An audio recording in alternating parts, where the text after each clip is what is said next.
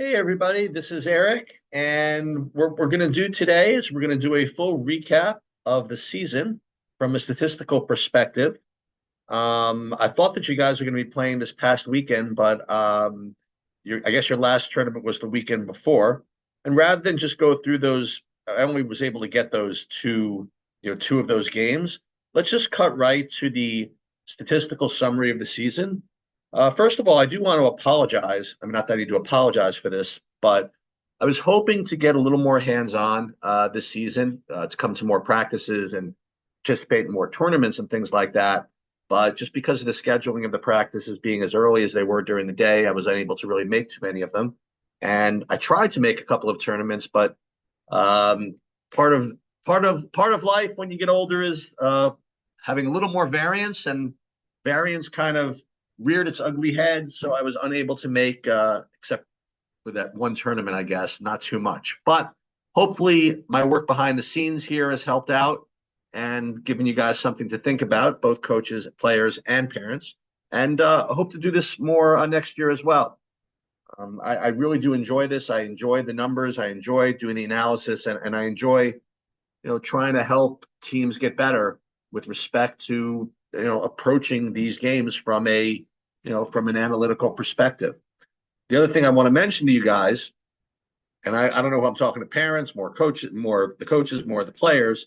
Remember, next year you guys are going to be the main team, right? I presume, you guys are 16s, going to be 17s next year, and it's funny, last year I looked at the team that was your age, and I couldn't believe that that team was going to be, the main crown team or the top crown team that's going to be competing against all these top teams.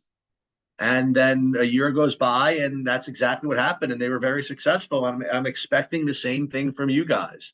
You're projecting your guys' ability into the future, and you guys are going to improve a lot between now and next year, hopefully, if you continue to work, and you guys are going to be carrying on, at least to some degree, the crown label into next season.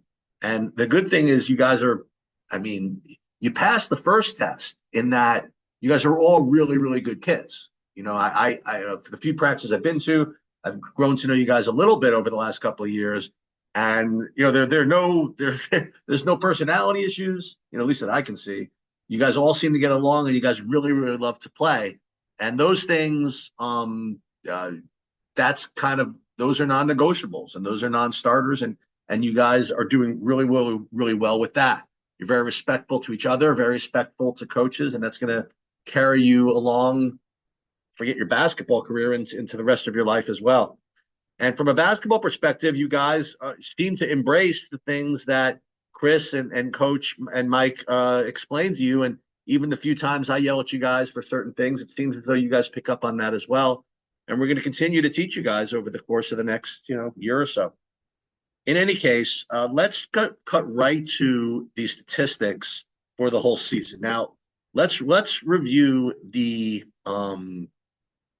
challenges I gave you guys from a statistical perspective. The first thing I was hoping is that for the season, I could get you guys to an effective field goal percentage of 50%. Okay.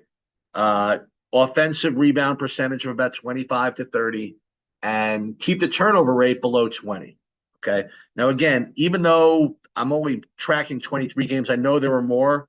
But again, there were some tournaments where we didn't get the right amount of games or things like that. But 23 games is kind of a decent sample. And the first thing we'll look at is your effective field goal percentage was, I have to say, pretty damn close. 48.8% for your age group. It's not quite good enough where I would have expected you to win some of these tournaments. And quite honestly, you didn't, right? But it's close. You're going to have to improve on that between now and next season. Because next season, guess what? I'm going to be asking for 55% effective field goal percentage. Turnover rate, 17.9%. That's below 20. That's fine. It's what I asked of you, and you delivered it. Hopefully next year we can get that closer to 15. Offensive rebound percentage, you did extremely well this year, and that was very surprising. Sometimes you run into these teams that just have just a ton of size, but you guys did pretty well, and if you continue to develop that, This is the number, by the way, that really held back. Well, I shouldn't say the only number, but this number is one of the things that held back the older team from winning tournaments was this 30% was this offensive rebound percentage. Um, and if you can keep this up and even improve that, that's going to be a really big deal. Let's take a look at the shot chart because that's a thing I've been harping on the whole season. And again, the idea, and I'm going to continue to, to pound on you guys for this, is to try to eliminate all of this. Okay. All of these, and what I like to call bad twos, like any of these shots that are only worth 2 points that are not directly at the rim. And the goal I'd like to give you guys, well, the goal is to have zero. Okay. Zero from here. And the intermediate goal, like the one I would really be happy with, is 5% or less. And you guys look at me like I'm crazy sometimes. But in some of the teams I coach and some of the teams that I admire and some of the best teams, you can get close to these perfect shot charts where you only have 5% bad twos. But until you get really psycho about it, you're never going to get there. So at the very least, what I would love for you guys to focus on is a max 10% bad twos from these spots. And listen, I know basketball gets in the way sometimes, and sometimes this is the best shot you're going to get, and you have to take it. But if you try your best to embrace this idea of eliminating these bad twos, you're just going to end up doing statistically better. And that's just the bottom line. So when you look at this, you have 38, 81, 110, 128, 141, 152. So you had 152 out of 1116 bad twos. So you're about 15%, which was not great. It's not terrible, and it's certainly better than the majority of teams that you play against because we have been impressing this upon you. But this is a thing that you can kind of improve philosophically. You know what I mean? Like as coaches, I mean, listen, the bottom line, kids, is that you're only going to shoot the shots that make your coaches happy. And so unless you get the feedback from your coaches, you're not going to change. Right? That's the bottom line. So this really is more for the coaches to really, really, Chris, Mike, whoever's watching this, just stress as much of this as you possibly can.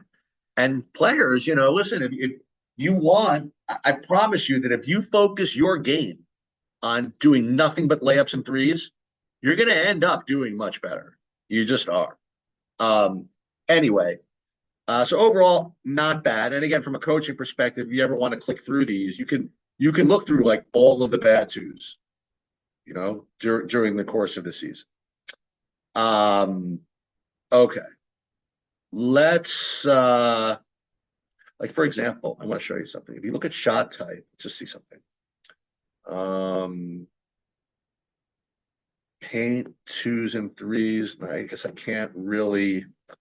I used to be able to parse this out, but here's something you can look at, right? So look at some of these percentages from these bad twos. Like 38, 31, 48, 35. These are terrible percentages,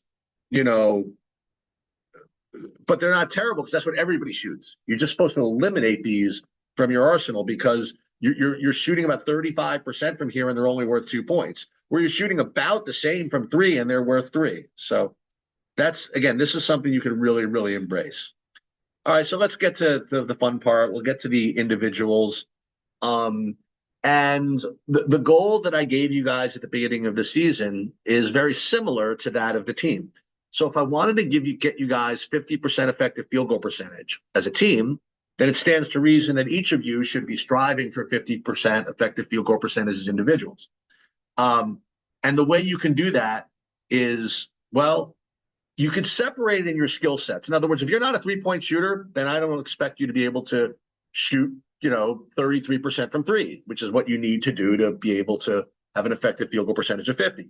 If you don't get to the rim that much, it's very difficult for me to imagine that you're going to, have more than 50% effective, shots from around the rim, right?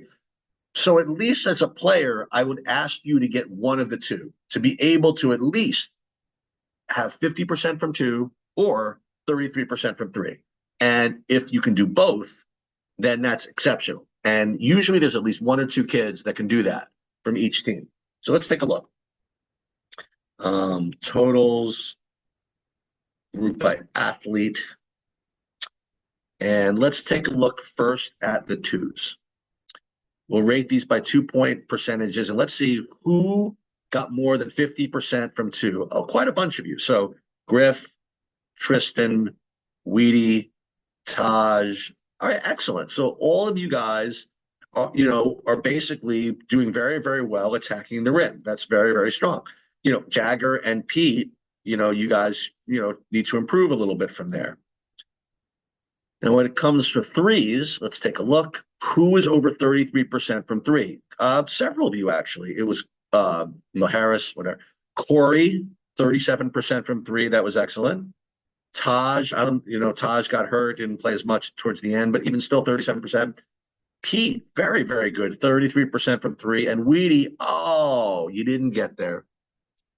32.5% from three, Adi 30%. So the only people that got more than 33% from three were Corey, Taj, and Mastando. And since Mastando did not get 2% from two, the only two players, and this is not bad, to get two is good, to be able to get both 50% from two and 55 and 33% from three were Corey and Tosh. Okay. So those I consider the two most efficient offensive players on the team statistically. Okay. But overall, you guys are all very, very close to getting what you need. So how are you going to accomplish this, as individuals? As individuals, you got to get back to crown, whatever that means nowadays. You got to get back into the gym. You got to get, for those of you that were a little bit deficient in your 3-point shooting, just keep taking them and keep working on your form. For those of you that were not exactly, finishing at a high rate, do some of those finishing move exercises and drills that Mike and Chris just continue to have you work on. And so the idea is to put these things together, is from an individual kind of rep perspective, work on the things that will help translate to these types of statistics.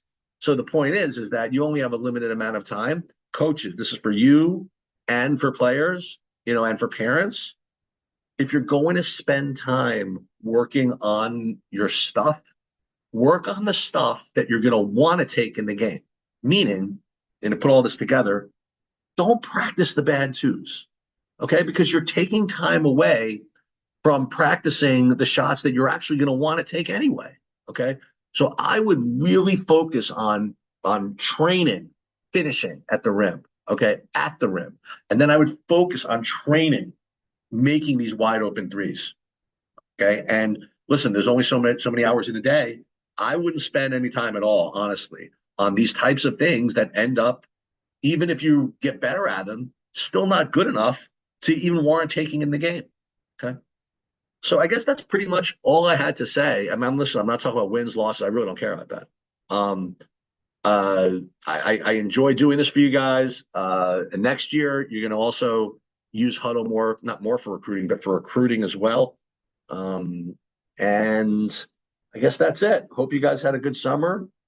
Obviously, you're going to be juniors next year, so you're going to be focusing on other stuff, like maybe start thinking about colleges and your SATs and things like that. But hey, if you continue to practice in the fall, I'll probably be there. And that's it. Hope this was enjoyable for you guys.